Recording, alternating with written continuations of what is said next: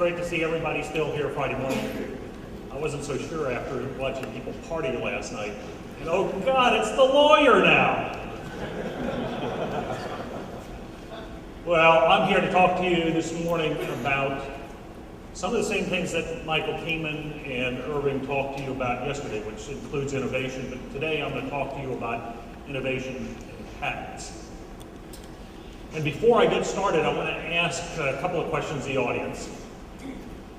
First question, how many of you believe that patents are a critical incentive to innovation in the pharmaceutical industry? Hands up. You believe that?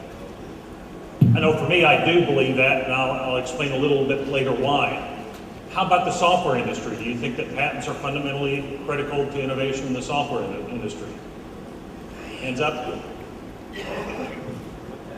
So one very shy hand back there.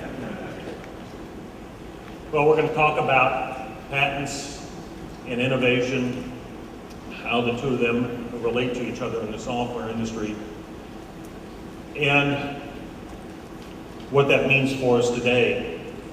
I want to dispel a few myths about patents and innovation in the software industry, and I want to bring to you what I believe to be some fundamental truths. So why does innovation occur? Well, let's look at the proprietary part of the industry first. Obviously, you want to sell more software.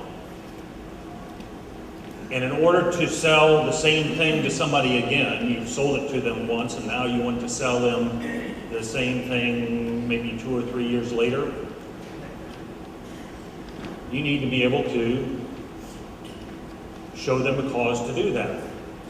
And of course, one of the ways to do that is to, in fact, bring them new enhancements. Now, if those enhancements have a strong relationship to the price that's being paid for the software, there's an incentive to move up the stack, to go to the latest and greatest thing. That's the carrot. Of course, there are some sticks involved as well. One of those sticks is, well, you end of life the product. Well, now, open source ends of life and end of life's products as well. Red Hat's done that, but there's a fundamental difference between the two. When Red Hat says we're going to end of life our support on a product, it doesn't mean it dies. It doesn't mean our customers can't still use it. What it means is a new community may spring up to continue the support for their product. It doesn't happen on the proprietary side, it's gone because the customer does not have the ability to continue to maintain that software. And the other possibility is you just break compatibility. You introduce new features such that those who have moved to the new platform, they can still read the old documents, but the first person working on the old platform can't read the new documents. A little carrot and stick. Well, what happens when there is little correlation between price being paid and the enhancements that are brought? What if the enhancements aren't that important any longer? I maintain one of the things that happens is patents.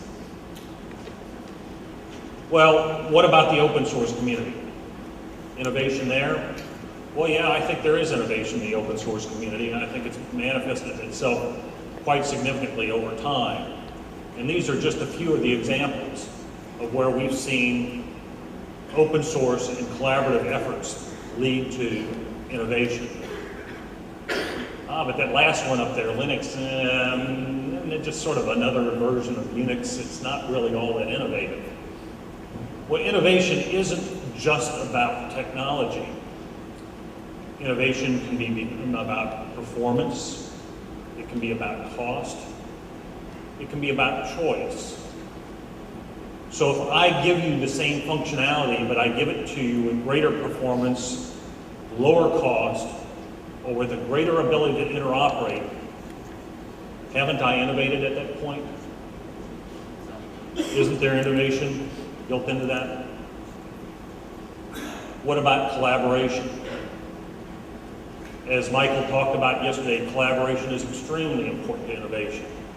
One of my favorite stories is about the homebrew computer club. out in the Silicon Valley. This is a group of home hobbyists that got together on a regular basis back in the 1970s and shared ideas about computers and how you could build a computer out of various components. And people contributed their ideas and shared their ideas back and forth. And there were a couple of guys named Steve that attended these things regularly. One of them is this Steve Wozniak, and here's an example of some of his notes from back then, and you'll notice the little notation up there in the corner. Yeah, Steve Wozniak and Stephen Jobs took the ideas that they got out of that collaborative environment and they built Apple Computer. Now that's a great example of how collaboration can lead to innovation. But it's not the only example. Peter Meyer authored a paper a couple of years ago on behalf of the Department of Labor entitled Episodes of Collective Invention. And in that paper, Peter discusses how over and over again he found examples of how collaboration has contributed to innovation. It is critical to innovation. So we see that innovation can and does occur in open source. We see how important collaboration is to innovation. But I said I was going to talk about patents. Before I do that, though, I want to talk about why collaboration and innovation are important to Red Hat, and what this idea of collaboration and sharing means to us in terms of how we operate. Well, I can tell you it's simply a fundamental part of our DNA. It's a priority with us. It's a priority that's been manifested in things like contributing the copyright in the source code for the ECOS operating system to the Free Software Foundation. It's manifested in things like the Sistina Global File System and how we have opened that up for others to use and to work with. Just the other day, we announced Directory Server, taking the technology, the proprietary technology that we obtained from Netscape. And now we've opened that up and have created not just a Red Hat directory server, but a Fedora directory server project. So this idea is important to us. And yet Red Hat will continue to ask itself, is this all we can do? Or is there more? And I think my colleagues and I would tell you there is more that we could do. So we've listened to those folks who have participated in the Fedora project, and they've told us, you know what, we're not overly comfortable having a commercial vendor be the maintainer and the controller of this project. We respect what you've done, but you know, it makes us just a little uneasy that we're giving our code contributions ultimately to a commercial vendor. We've listened to them. And they've told us that they think that greater growth will take place within the Fedora projects if Red Hat would relinquish control. So today, on behalf of Red Hat, I'm pleased to announce that we will be forming the Fedora Foundation, a 50c3 organization, and this will become the holder of the Fedora projects. Not just Fedora Core, Fedora Directory Server, and the other projects.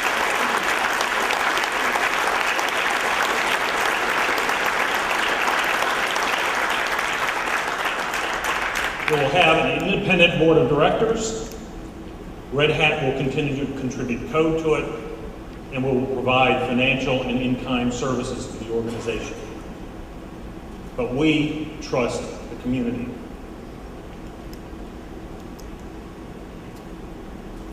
Now back to patents.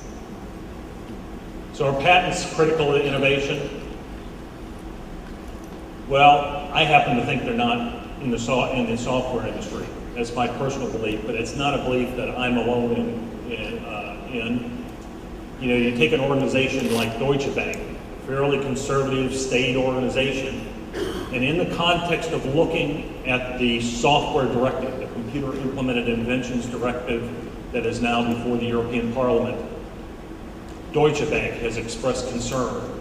Is this a good thing, or is it going to stifle innovation in our economy? Well, I think that's a nice statement, but I like to deal, like some of my colleagues, in particular Mr. Tiemann, in looking at facts. So let me share some facts with you. This is a chart that I put together from information from Microsoft and from the Patent and Trademark Office records. What it shows on a logarithmic scale, on the top line are Microsoft's revenues from 1985 to 1999. And on the line below that is their R&D spending during that same period of time. Very high correlation between those two. I mean, it just almost a perfect correlation over that period of time. Now, I'm using R&D spending as a proxy for innovation, and that's probably not the best thing to do. But it at least evidences effort. And on the bottom line are the patent applications that Microsoft filed during the same 14 or 15 year period. And what you see is that prior to 1994, Microsoft had filed fewer than 300 software patents, and almost none of those, fewer than 30 of them, had actually issued. And yet by 1994, Microsoft had achieved a dominant, if not monopoly position on the browser, on the word processor, and on the spreadsheet. So contrary to what my friend Brad Smith, the general counsel at Microsoft, argues about the importance of patents in creating Microsoft, they had almost nothing to do with Microsoft's success. But you look at the period after 1994 and all of a sudden the patent filings accelerate. Well, why was that going on? Well, once you've got a dominant position, you darn well want to protect it. And if you're going to be challenged under competition law about your right to have that monopoly, well, why not go protect it under IP law? And that's what we've seen occur. Now, I stopped in 1999 for a good reason, because that's the last year in which I had solid data as far as the number of patent applications that Microsoft had filed.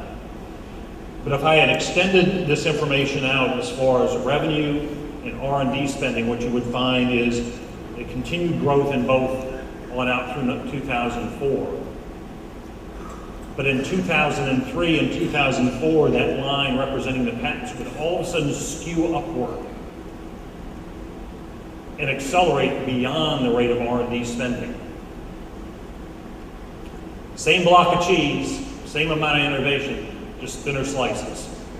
Why? Because it provides a barrier to entry for others. Think back, patents on software came about first in the early 80s as a result of the Deere case. Accelerated in 1998 with the findings in the State Street Bank case. Patents on software were not a product of a thought process here in the US. They were court-created applications. So you have to sort of admire what's going on in Europe right now with the debate. At least they're thinking through the process. But what if we had had software patents in 1978? Think about what your laptop would look like today. Think what it would look like had WordStar been patented in 1979, or VisiCalc in 1979, or Harvard Graphics in 1983. What if those applications had been patented at that time? Well, they would have just come off patent in the last 7 or 8 years. Where would our innovation on the desktop be? Well, I tell you one person who recognized where it would be. In 1991, Bill Gates said, "Boy, I'm glad there weren't patents around when we were getting started." But look at the second quote. Did it give you the creeps? I know it does for me. He saw where things were going. So patents, in effect, as this study by James Besson and Robert Hunt shows, patents have simply become a means for taxing the software industry, a means for slowing down competitors, for stifling innovation, for controlling and maintaining market share. They are not necessarily adding to innovation. And you need to keep that in mind as we look at where the industry is today. I've got some other concerns as far as software patents. I look at them and I say, well, is a patent the best way to protect software in terms of a corresponding term of protection versus a useful life? As Michael Tiemann pointed out yesterday, there's still a high correlation between Moore's law and software development. It occurs at a rapid pace when it is allowed to occur. And in fact, most software only has a shelf life of 3 to 6 years before it becomes outdated. And yet if you had patents applied to that software, you're locking people out for up to 20 years. We're not dealing in the pharmaceutical industry where a pharmaceutical company will spend typically 10 to 12 to 15 years to bring a drug to market. And they'll spend hundreds of millions of dollars in doing so. In the software industry, the average cost of obtaining the patent application exceeds the cost to produce the innovation. How do I know this? I know it from Red Hat's own experience. People come up with ideas all the time. You can run and get a patent on them anytime you want. The idea costs next to nothing. The patent application typically costs $25,000 to $30,000. So there is a huge difference when we look at the application of patent law from one industry to the next, from software to pharmaceuticals. But it's different as well in the telecom industry. In the telecom industry, interoperability is critical. If my system doesn't interoperate with your system, if I don't let you have the ability to interoperate your code with my code, you and I can't talk to each other. So there's a strong history in the telecom industry of cross-licensing. There is no similar history in the software industry. No, the software industry has lent itself to dominant players. And those dominant players have only seen the value of patents once they've attained their dominant position. So what needs to be done? Well, looking first at Europe, Red Hat is participating actively in seeking amendments to the proposed CII directive, the so-called Software Patent Directive. And working with our colleagues at IBM and Sun and Oracle, we have advanced a proposed amendment to assure the right to create interoperable software.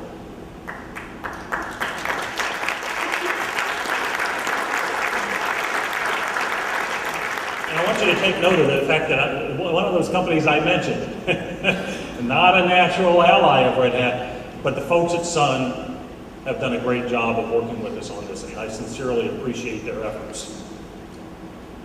And Sun and Oracle and Red Hat, along the lines of the language proposed by FFII and Free Software Foundation Europe, have advanced an amendment that will narrow the scope of what can be patented as software. We are looking to raise the bar because when you look at the US system, the bar was set at a low level. And we've had a great reception out of members of Parliament to these two proposals. But Red Hat, despite our small size and our little voice at times, is also taking part in the debate here in the US over patent reform. Chief among the things that we want to see is to reinstate the high standard of non-obviousness in issuing patents on software. Because the application of patent law to software arose from the courts, the Patent Office was not prepared. They didn't have examiners who were experienced, they didn't have prior art, and as a consequence, a lot of garbage got issued as patents. And it only got worse in 1998 with the State Street case. And there's a simple way to fix the problem. First, create that database of prior art so that examiners have the tools they need. And then assure that the Patent and Trademark has the funding to go hire more of those experienced people that they've started to bring in to examine these patent applications. And anybody who's participated in this arena in the last couple of years has seen a marked change in the review activity. Second, we want to see the publication of all patent applications at 18 months. Right now in the US system, we require publication at 18 months only on those applications for which the applicant has also sought foreign protection. So if you only seek protection in the US, your patent application won't publish until the patent actually issues.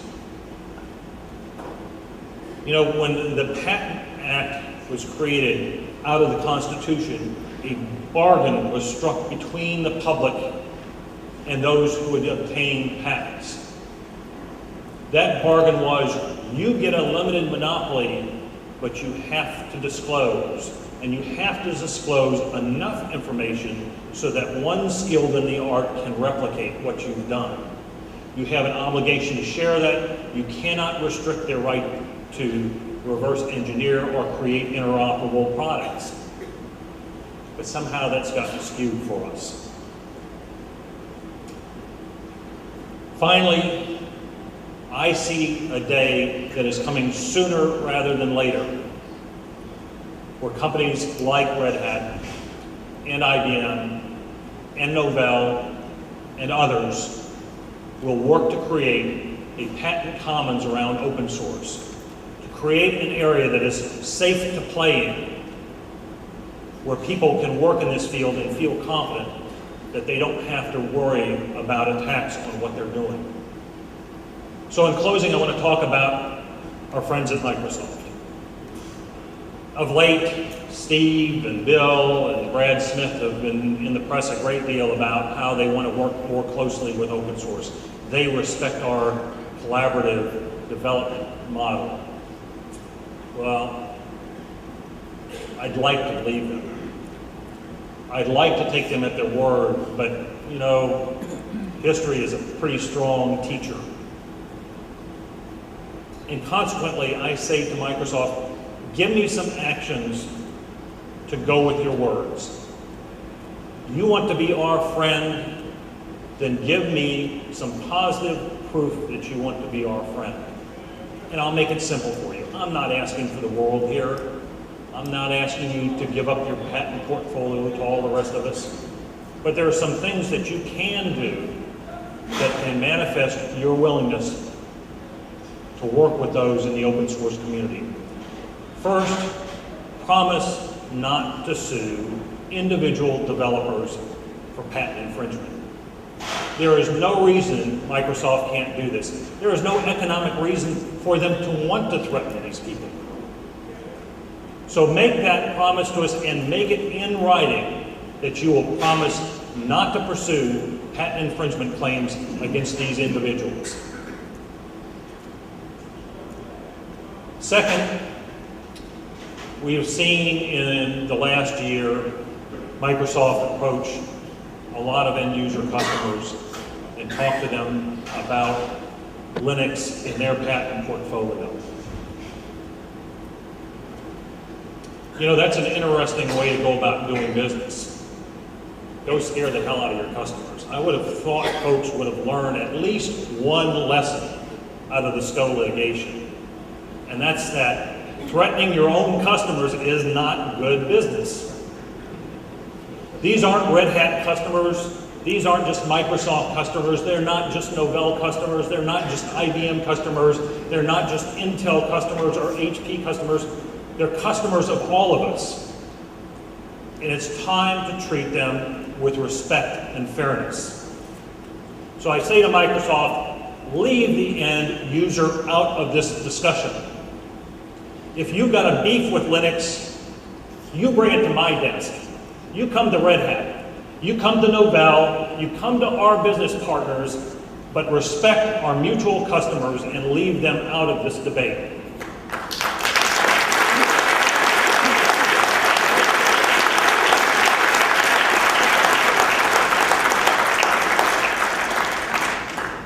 I am passionate about these things. My passion has been learned. 5 years ago, I joined Red Hat, and I have to tell you, I didn't know a thing about the GPL when I walked in the door. All my experience has been with proprietary software. But I go to work every day, and I see the passion in our employees, and I see the passion in the open source community, and I see the opportunities that are before us and what could be achieved if we'll just let each other achieve it. Thank you for being here this morning. My pleasure to talk to you.